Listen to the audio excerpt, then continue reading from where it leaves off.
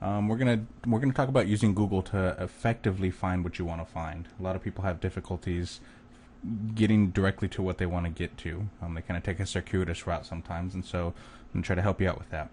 So we're gonna start with Google right here, the biggest search engine of them all. If you don't use Google, I would definitely recommend giving it a try. I think they account for over 80% of all search engine results. Even if you're searching on another search engine, a lot of times you're just getting Google results. So we're gonna first thing is use keywords instead of typing sentences. This is probably one of the most common things that I see people do. Don't type in an entire sentence.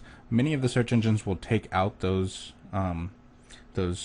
unnecessary words for the computers, but computers don't speak in the English language. So what they're doing is just matching keywords. So the less words you give it, the more accurate your result will be. So for example, we're going to try to find the Colts record, how many wins and losses they've had over the years.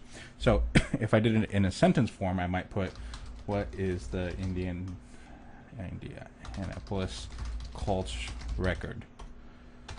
Okay, and I'm going to hit enter, and see I get a whole bunch of different search results right here. The Colts website, and by the way, you can see what it is right here. That's another useful thing to help find.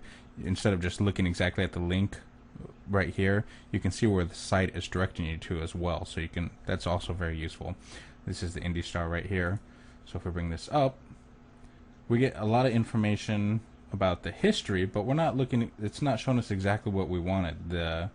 It's giving a breakdown of a whole lot more information. We just wanted the record. That's what happens when you type in a bunch of extra words. And a lot of times, depending on what the words are, you might get results that really aren't relevant.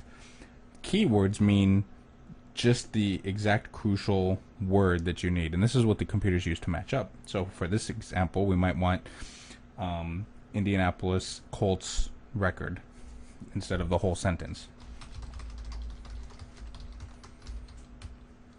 And then here we go. Now, notice I didn't finish typing. Google will give you suggestions. That's all these things right here below. These are all suggestions that it's asking about.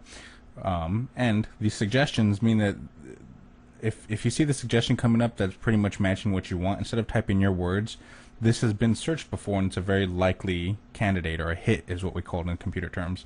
It's a likely hit. So records by year, that's exactly what we wanted, right? So Google's already guessing what we want, and if it's guessing what we want, then it guesses correctly, then it knows exactly what we want. So I'm going to click on this one, and then we get our search results right here. And Wikipedia is usually pretty good with information like this. So let's go ahead and click on this one, and there's some record information right here. And let's see here, Encyclopedia Pro Football. Let's see, and here we go. So you see, by typing the keywords, I got more directly to what I wanted instead of using sentence form. It's a much better way of doing it. Keywords, again, very important instead of typing full sentences. Also using those suggestions. So let's go back to Google, and the next thing we're going to talk about is using quotes. Let me delete this right here, and I'm going to type Nick Ellis. When you type in words, what any search engine does is matches those words just based off of whatever it has in its database. So if I type in Nick Ellis and I hit enter, I'm going to get a whole bunch of results right here. Sometimes, just because it's searching for, let's do Nick Ellis Indianapolis. Okay, here's a good result, or here's a good example. Because it's just matching words, it's matching the word Nick to anything that it has. It's also finding the word Ellis in anything that it has, and it's finding the word Indianapolis in anything that it has. So for example, here we get this C.B. Richard Ellis and Nick Ardenberg. This is not really relevant to what we want, right? But what I'm illustrating to you is that it's just it found the word Nick in this web page, and it found the word Ellis in this web page, and it found the word Indianapolis in this web page. But we wanted Nick Ellis, like first and last name.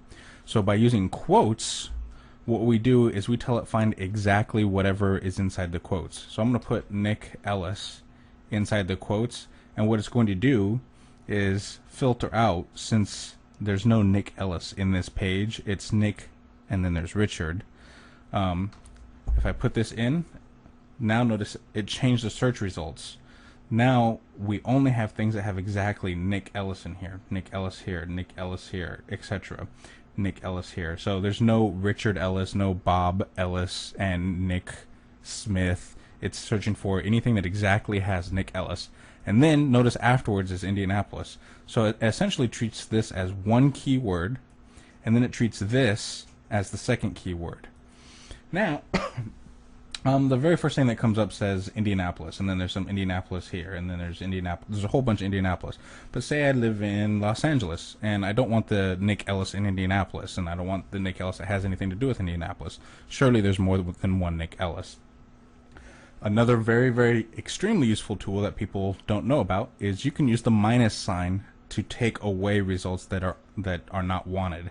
So what I'm going to do is, if I take away this minus sign, it's going to take away anything that has the word Indianapolis in it.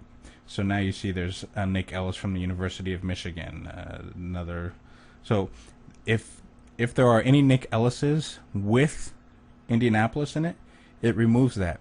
That's useful. Let's say, for example, your name is Joe Smith, and there's a really famous Joe Smith in San Francisco, but that's not the one you're looking for. You can do this minus San Francisco, and anything that has the San Francisco will be removed from the search. So that will remove hundreds and hundreds or thousands or hundreds of thousands of search results and narrow down what you're looking for.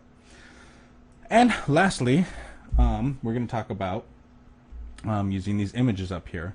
Say, for example, we wanted to search for the Japanese earthquake. Okay. Now this gives us a whole bunch of things, but what if we want specifically pictures? If you look up here, you have these different categories, and these categories are very useful. You have news, shopping, videos, images. If you click images, it's only going to return images of the Japanese earthquake, and then you can click on them and make them full screen. Also, you can do the size. If you want a big picture that you need to download for a presentation or whatever, if you click the large, it only filters large pictures. And what we mean by large pictures, if you click on it and then we click on this full size over here, this picture is a very large resolution picture that we can zoom in on and see lots of detail with. Small pictures you can't zoom in on very far because there's not a lot of information there. And lastly, let's go back to here, and we'll use the Japanese earthquake again. There's obviously a lot of news about the Japanese earthquake. If we do over here past 24 hours, this time thing over here is very, very useful. You can do custom range, so you can do between certain dates, you can do the past year, etc. So this is useful for a number of situations. So if you want to find something and it's giving you 10,000 results, but you know it happened within the last 24 hours, if you do this, then you're going to narrow those search results down a whole lot and get a lot more what you want. So let's just review. We have we type keywords instead of whole sentences. We use the suggestions whenever they're appropriate. Use quotes to find literal meanings or literal strings of phrases. Minuses to filter out words that we don't want. And then obviously any combination of those works just fine. Then you can use the Google Advanced Search Results right here to sort by time. There's a lot more, but I don't want to overwhelm and make the video really long. And then these images and these things across the top are very useful as well. So I hope you guys have found this useful, and happy surfing.